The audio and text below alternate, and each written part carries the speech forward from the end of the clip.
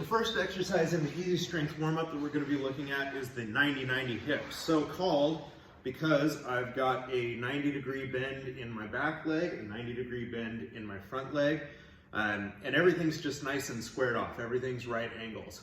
There are a couple of different ways to do this when you are hinging forward at the hip to get that hip capsule to open up. You can do a couple different things. One, if you really want to focus on the hip, go ahead and lift the sternum and kind of think about pushing that forward over that knee as you hinge. That's going to keep the spine nice and neutral and make sure that what you're getting is a stretch on the posterior hip capsule. Same thing to the other side here. Press the sternum forward. Oh, I'm tight today. So you may notice a difference on one side. For me, it's my right hip capsule. I think I probably weight shift to my right side. So when I'm pressing my sternum forward over my right side, it feels pretty tight. I can actually do a little trick here. This is what's called PNF stretching, or proprioceptive neuromuscular facilitation. If when I'm hinged over my right knee and I feel a pretty significant stretch, if I use my glutes to press that knee down into the floor, and you can't really see that I'm doing it, but I am, I'm going to push down into that floor with about a 30 to 50% effort, so not as hard as I can, but a pretty decent effort for about 5-10 seconds. And then I'm going to let go of that push and see if I can get any further. And I might do that another time or two the first time I'm going from side to side to take care of that asymmetry between my right and left side. So again, I'm going to push down for about 10 seconds or so with a 30 to 50% contraction. And then I'm going to release and take another deep breath in and hinge forward some more if I can. So now I feel like I'm getting close to even. It's still a lot easier for me to get over this left knee. So I'm going to come back to the right, and this time I'm going to do a couple of different things. So I'm going to find that sort of end range of motion first, and this time I'm going to think about lifting my knee up towards my chest for about 10 seconds, again with about a 30 to 50% muscular effort. And then relax and see if I can go further. So all I did, and that worked great, all I did was give my adductor, my inner thigh on that right side, exactly what it thought it needed to do, which was to contract and pull up, and then it let go. It was the same thing when I was pushing the knee down.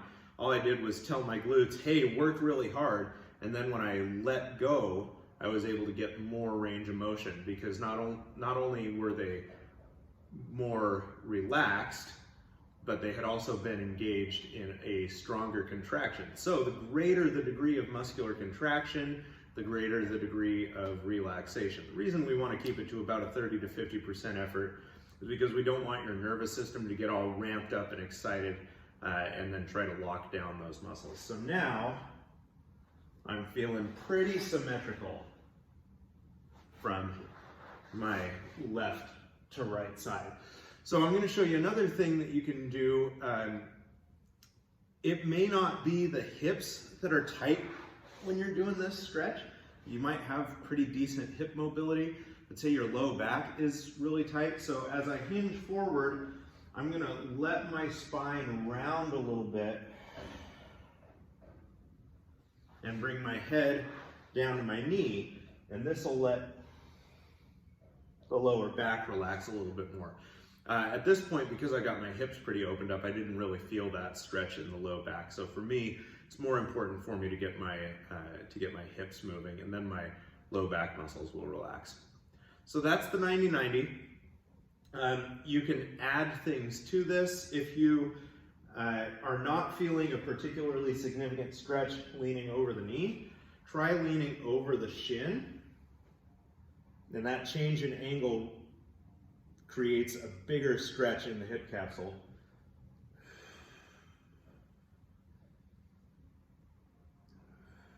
Oh, yeah.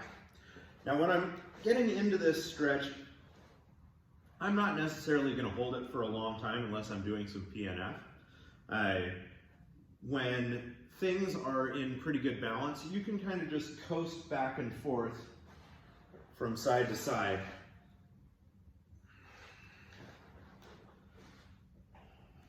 Without spending too much time on it on each side. You can do this stretch passively where you're just leaning forward and holding that position.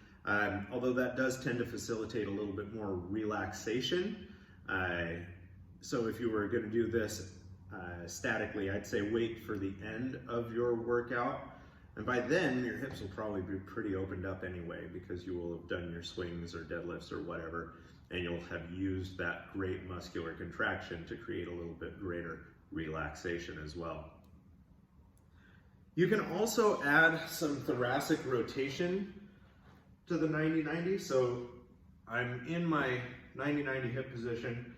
I'm going to place my right hand behind my left knee, and I'm going to rotate and lift my sternum up towards the wall and turn to look back over my left shoulder.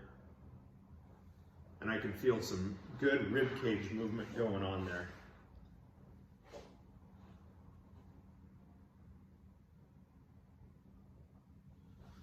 So that's another change you can make to the 90-90 to turn it into something a little bit different. So you've got a few different directions you can go with it.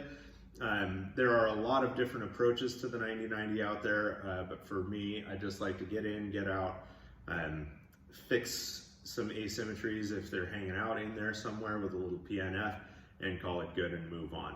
That's one of the things about Easy Strength is kind of, you know, don't just go through the motions of the warm-up, but really only do what you need to do before you move on, so that you can have more time and more energy for the strength building portion of the workout, which could be a training program like Power to the People, or Realistic Reps by Dan John, or the Soju and Tuba pressing program. Like there are a lot of different easy strength models out there, but basically what it comes down to is you don't have to do very much, and yet it's really effective. So there are a lot of principles that make that work, but it's one of those things where it doesn't seem like it should work. It does anyway. So the 90-90 hip, just get the hips feeling symmetrical, get them feeling open, and then you're ready to move on. The hard style bridge is the next thing in the Easy Strength warm-up.